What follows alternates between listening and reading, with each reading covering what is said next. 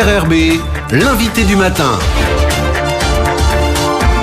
Bonjour Jean-François Bodin. Bonjour Lionel. Votre invité ce matin, Sonia Lagarde, le maire de Nouméa. Madame le maire, bonjour. Bonjour. Merci d'avoir accepté notre invitation matinale en ce début d'année pour revenir sur certains faits d'actualité. On va commencer par les fêtes de fin d'année parce que ça a rythmé la vie des Calédoniens ces derniers temps et des Nouméens en particulier. Une place des Cocotiers noir de monde tous les soirs, beaucoup de monde au feu d'artifice. On a l'impression que vous avez trouvé votre rythme en quelque sorte pour ces fêtes de fin d'année. Je crois tout simplement qu'on a créé, d'abord il fallait animer cette ville, ça a toujours été pour moi un espèce de défi, à la fois de rassembler des milliers de gens autour de la fête de Noël et donc des illuminations avec la fête des Lumières. Ce défi consistait à essayer de ramener le plus de monde possible sur un même lieu, que les gens puissent autour d'un moment festif, de joie, de bonheur pour les enfants, de rassembler toutes les ethnies du territoire et en particulier sur cette commune qui est tellement pluriethnique et faire en sorte que les gens se parlent, partagent des moments ensemble sans défiance. Et là-dessus, je crois que le pari, il est réussi puisque sur les 15 jours, sur la place des Cocotiers, on a pas moins de 100 000 personnes qui convergent vers cette place. Donc ça, c'est plutôt réussi. Le feu d'artifice cette année était assez exceptionnel. Il a montré qu'on n'avait pas honte ici avec les artificiers, avec ceux qui produisent de la lumière sur l'îlot. On a créé un événement, mais c'est la même chose pour la féerie de Noël, qui nous oblige dorénavant et qui sont des espèces de passages obligés. Vous savez, les Australiens, ils vont tous... Là, on ne va pas comparer notre feu d'artifice à celui de Sydney. Il faudrait construire un pont pour que ce soit pareil. Mais nous, on n'a pas de pont, mais on a un îlot. Et cette année, il y avait encore plus de monde que l'année dernière, parce que d'après les chiffres de la police, à peu près 40 000, ce qui pose un petit peu de problème à la sortie. Mais les gens sont venus plus tôt, ils sont venus s'installer, ils sont venus pique-niquer et ils ont profité de ce spectacle pyrotechnique absolument magnifique qui a mis tout le monde en lévitation d'ailleurs. Moi-même, à la sortie, j'ai mis un petit peu de temps à redescendre sur terre parce que on est pris à la fois par la musique, par le son et c'est un moment de bonheur. Tout simplement. Et l'emplacement de Sainte-Marie, il semble vraiment convenir pour ce genre de manifestation. Il y a beaucoup de places, il y a les hauteurs qui permettent aux gens de pouvoir le voir, mais le spectacle est plus beau et il vous prend davantage quand on est dessous, c'est-à-dire quand on est au bord de l'eau. Voilà. Voilà, on a créé quelque chose et maintenant on n'a pas le droit de faillir. Donc vous pensez déjà aux fêtes de fin d'année 2020 alors ? Bah écoutez, oui, et puis après on a quelques épisodes là qu'il va falloir passer en cette année 2020. Mais voilà, il faut continuer parce que c'est devenu un moment de partage là encore et un moment où on peut plus se permettre d'abandonner des projets comme ça. Alors Madame le maire, il y a le recensement, les premiers résultats du recensement qui sont tombés la semaine dernière, qui montrent que la population a baissé à Nouméa. Elles étaient aux alentours de 100 000 personnes il y a 5 ans. Et grosso modo, il y a 5 600 personnes qui ont quitté la capitale de Calédonie. Qu'est-ce que ça vous inspire comme réflexion ? Est-ce que c'est un chiffre que vous scrutez avec attention ? Et est-ce que vous avez envie d'en savoir plus aussi ? Oui, parce que d'abord, la première question qui vient à l'esprit, c'est de savoir si la ville de Nouméa a perdu 5000 habitants ou on les retrouve où. Moi, je suis pas spécialement surprise de ce résultat parce que ça fait des mois et des mois maintenant que je vois une exode, en particulier des jeunes, vers les communes périphériques, en particulier sur Doumbéa et Païta. Et ça me désole. Et aujourd'hui, pourquoi ça me désole ? Parce que le foncier sur Nouméa est rare et cher. Et donc, ça devient pratiquement impossible pour les jeunes calédoniens de pouvoir accéder à la propriété. Ce qui me fait, depuis maintenant un certain bout de mois, je dirais depuis 2 ans, à travailler vraiment et à réfléchir pour ramener des jeunes sur la commune de Nouméa. C'est la raison pour laquelle nous avons passé au conseil municipal, nous avions un terrain à Rivière-Salée. On l'a vendu au FSH avec une condition très précise, c'est de faire de l'accession à la propriété. Donc sur ce terrain qui n'est pas immense, mais où il va y avoir la réalisation de pas moins de 30 accessions à la propriété. Sur le terrain de Sakamoto, c'est pareil. On pourrait me faire le reproche d'avoir abandonné, voilà. Et bien non, je n'ai rien abandonné. Nous sommes en train de travailler parce que je souhaite, plutôt que d'aller coller les uns à côté des autres des collectifs tels qu'il avait été prévu, moi je change de braquet parce que je souhaite que sur ce terrain il y ait le plus possible d'accession à la propriété, en particulier pour les jeunes. Ça veut dire qu'il faut permettre à nos jeunes de pouvoir rester sur la commune et éviter l'exode sur les communes périphériques. Il y a en même temps beaucoup de logements, vous le savez, c'est un peu compliqué en ce moment sur Nouméa, qui sont inoccupés, qui sont vides, donc c'est un équilibre difficile à trouver entre l'accession à la propriété et puis la résidence pure et simple. Oui, alors il y a beaucoup de logements, mais vous savez, il n'y a pas que des logements libres dans le privé, il y a aussi des logements libres chez les bailleurs sociaux, et en particulier sur les SIC, je crois qu'il n'y en a pas moins de 350. Donc là, on doit creuser, vous comprenez, il faut essayer de savoir pourquoi dans les logements sociaux, il y en a 350 de libres. Donc on doit se poser la question avant d'en construire d'autres, et on doit se poser aussi la question de la rénovation d'un certain nombre de bâtiments, en particulier chez les bailleurs sociaux. Donc avant de construire à nouveau, il faut d'abord rénover. Et est-ce que ces populations qui émargeaient à la maison de l'habitat pour avoir du logement social, est-ce qu'on les a replacées dans toutes les constructions qui se sont faites, en particulier sur Dimbéa? Donc, vous voyez, on n'a pas tous les chiffres encore. Il y a encore une espèce de nébuleuse autour de ça. On sait, on connaît le résultat, mais je crois qu'il faut creuser. Sonia Lagarde, je vais mettre un peu les pieds dans le plat, mais est-ce que cette nouvelle répartition de la population, ça va aussi changer les équilibres financiers entre les communes du Grand Nouméa? Alors ça va évidemment, puisque nous on dépend tous du FIP et que le fonds de péréquation intercommunal. Et bien sûr que ça va impacter la commune. Alors de quel ordre, je ne sais pas. C'est ce qu'on essaie de savoir depuis la fin de la semaine dernière, où on a les résultats de cette étude. Alors on verra bien. Pour l'instant, moi je suis pas apte à vous dire au moment où je vous parle qu'il va y avoir une incidence extraordinaire sur la commune de Nouméa.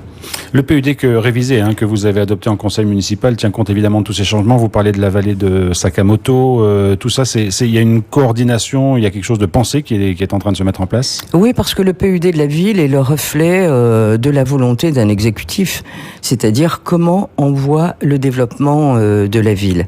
Alors, ce PUD, il fallait le réviser parce qu'un PUD, c'est jamais un plan directeur d'urbanisme, c'est jamais parfait. Et d'autre part, il faut le faire évoluer de manière assez rapide parce qu'une ville, ça bouge, ça mute. Et donc, on peut pas rester figé sur des choses établies pendant un certain nombre d'années. Donc, on a eu quand même la chance, grâce au CUNC, alors tout ça sont des termes un peu barbares, qui est le comité d'urbanisme de la Nouvelle-Calédonie, qui a voté les principes directeurs, qui a fait voter par les élus du Congrès, où nous avons essayé de faire en sorte de ramener la révision du PUD à 3 ans et non pas à 5 ans. On avait souhaité 2 ans. Les élus du Congrès, on en décidé ainsi. Mais c'est bien, c'est quand même une évolution parce que ça nous permet de pouvoir tous les 3 ans, amender, réviser, tout en sachant que c'est un travail extrêmement chronophage. Et j'en sais quelque chose, des heures et des heures de réunion.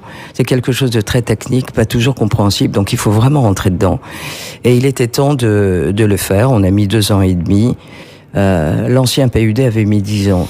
Donc vous voyez qu'il était nécessaire, mais on va vers une ville plus harmonieuse, plus verte.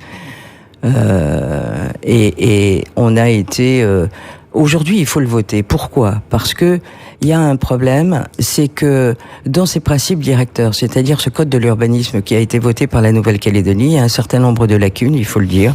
En particulier, elle a instauré un fait nouveau, c'est que aujourd'hui, nous sommes dans une phase où il y a 2 PUD qui sont en vigueur, celui de 2013 et la révision, ce qui complexifie le travail des promoteurs, des architectes en particulier, et donc il faut s'en sortir. C'est la raison pour laquelle j'ai fait un conseil municipal le 2 janvier, parce que on a une fenêtre de tir avec le 13 janvier à la province sud, parce que le PUD doit être voté exactement dans les mêmes termes, au point et à la virgule près. Voilà, entre la province et la mairie de Nouméa. Et donc, comme il y a encore 2-3 étapes à franchir avant le passage en assemblée de province, pour qu'après les choses soient plus claires, qu'on puisse à nouveau avoir des permis de construire déposés en mairie, parce qu'aujourd'hui, il y en a de moins en moins à cause ces deux PUD qui se chevauchent. Donc il y a une petite urgence à régler cette question-là. Exactement. Dans le processus de validation d'un PUD, il y a une enquête publique. Elle vous a surprise parce que les Nouméens ils ont répondu assez en nombre d'une certaine façon. Ils ont confirmé aussi une des volontés de l'exécutif, c'est-à-dire d'avoir une ville plus verte. Oui, on a tenu compte à la fois de ça. Ils ont été nombreux à venir s'exprimer. Les commissaires enquêteurs ont fait eux-mêmes un certain nombre de propositions. On a tenu compte à 80% quand même de ce qui avait été demandé, ce qui fait qu'on a amendé ce PUD qui va dans le bon sens sur une ville, je vous le disais, une ville plus harmonieuse, avec des zones à développer, plus que d'autres, etc. Mais je crois qu'on a trouvé l'équilibre nécessaire et on a tenu compte, bien évidemment, sinon on ferait pas d'enquête publique si on tenait pas compte des avis des Nouméens. Autre décision importante, mais qui date de la fin de l'année dernière, mais elle est symbolique et importante, c'est le début des travaux au Carré Roland. Là aussi, c'est un gros chantier qui s'est lancé. Oui, c'est un gros chantier et je l'ai dit, tout le monde va souffrir parce que c'est un projet d'une 12aine de milliards, qui est un projet privé et public. Il faut que ça se fasse parce que ce trou béant dans la ville, ça fait 30 ans que c'est comme ça, il fallait que ça s'arrête. Donc on a repris ce projet au tout début de la mandature en 2014. Il arrive désormais à sa phase de construction. Il a fallu passer les étapes de la défiscalisation, du prêt, du financement bancaire. Mais voilà, on va souffrir pendant 4 ans. Mais c'est nécessaire. Mais pour en revenir à ce qu'on disait tout à l'heure, c'est important pour faire peut-être revenir aussi des gens au centre-ville de Nouméa pour le redynamiser d'une certaine façon. Oui, je crois que c'est important parce que ça va amener un souffle nouveau, ça va dynamiser le centre-ville. Mais enfin, je dois dire que moi, je n'ai pas la recette magique, j'ai pas la baguette magique. Aujourd'hui, il y a des problèmes économiques dans ce pays, il y a des répercussions partout, quel que soit le type de commerce d'ailleurs, et que je crois que la confiance, elle doit être redonnée. On a sans doute des échéances électorales qui jouent un jeu majeur. Des gens qui, voilà, ces référendums à répétition ont un caractère anxiogène et qui fait que les gens n'ont pas toujours le moral pour aller dépenser leur argent, mais peut-être plutôt à thésauriser. Et donc, on peut pas acheter l'opprobre sur le seul maire que je suis. Enfin, je ne sais pas de me défausser en disant ça, mais je crois que le contexte économique, il est là, et malheureusement, il s'impose à nous. Alors Sonia Lagarde, des projets. Est-ce que ça veut dire que vous allez continuer à la mairie de Nouméa ? Il y a des élections qui approchent dans 2 mois maintenant. Est-ce que vous serez candidate à votre succession ? Ouais, alors vous voulez que je vous donne un scoop ? Vous voulez que je vais vous dire, et vous en pensez quoi ? Malheureusement, je ne suis pas habilité à répondre aux questions. C'est vrai ? Ouais, vous auriez pu vous lâcher. Mais... Non, je crois, je l'ai dit déjà sur votre antenne, et il y a un temps pour tout, vous savez. Il y a un temps pour ceux qui ont envie de partir très tôt, et puis il y a un temps pour d'autres qui réfléchissent. Voilà, donc je viendrai en temps et en heure. C'est pas parce qu'on est à 2 mois. Une campagne, ça peut se jouer tardivement. Ça peut être intense, court et intense. Voilà. Donc je reviendrai vous voir. J'espère bien. Un mot encore, puisque vous l'avez évoqué, il y a le référendum en 2020 qui sera forcément une étape aussi importante. Du coup, comment vous voyez cette année 2020 ? Quels sont les vœux que vous formulez par rapport à ces échéances politiques ? Alors je l'ai dit le soir du 1er janvier, je l'ai dit pour la Nouvelle-Calédonie, je vais peut-être outrepasser ma compétence de maire en disant la Nouvelle-Calédonie, mais Nouméa fait partie de la Nouvelle-Calédonie. Moi je souhaite qu'on arrive à construire ensemble ce pays. Vous savez, quand je regarde le nombre de personnes, des milliers et des milliers, qui convergent vers un même point pour le feu d'artifice, toute ethnie confondue, qui sont sur la place, et on voit que ça se passe bien, et on voit que les gens sont heureux, je me dis, mais pourquoi pas ? Pourquoi pas ? On réussit des choses à faire que tout le monde peut vivre ensemble ici. Donc c'est ce que je souhaite. Je souhaite une année pleine de construction pour l'avenir, au-delà de ce référendum, mais ça en fait partie, une année de paix et de concorde.